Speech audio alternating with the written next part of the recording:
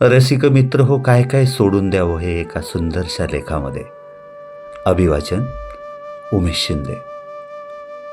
मित्र हो, एक दोन वेळा समजावून सांगूनही पटत नसेल ना, तर समोरच्याला समजावणं सोडून द्यावं. एक दोन वेळा समजावून सांगूनही पटत नसेल तर समोरच्याला समजावणं सोडून द्यावं.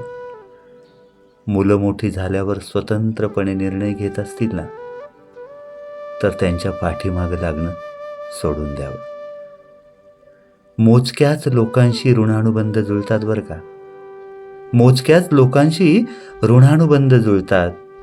एखाद्याशी नाही पटलं तर बिघडलं कुठं, सोडून द्यावं. एका ठराविक वयानंतर कोणी नावं ठेवली ना, तर मनावर घेणं सोडून द्यावं. एका ठराविक वयानंतर कोणी नावं ठेवली ना, तर मनावर घेणं सोडून द्यावं. आपल्या हातात काही नाही हा अनुभव आल्यावर इतरांची किंवा भविष्याची चिंता करणं सोडून द्यावं. इच्छा आणि क्षमता यात फार अंतर पडू लागलं तर स्वतःकडून अपेक्षा करणं सोडून द्यावं. मित्र हो, प्रत्येकाचं जीवनचित्र वेगळं आहे, आकार वेगळा आहे, रंग सगळंच वेगळं आहे.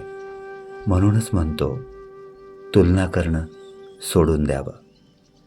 आयुष्यानं एवढा अनुभवाचा खजिना देऊन संपन्न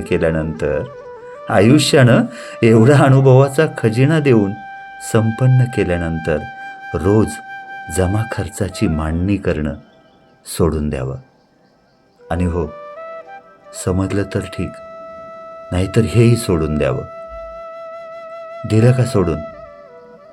धन्यवाद.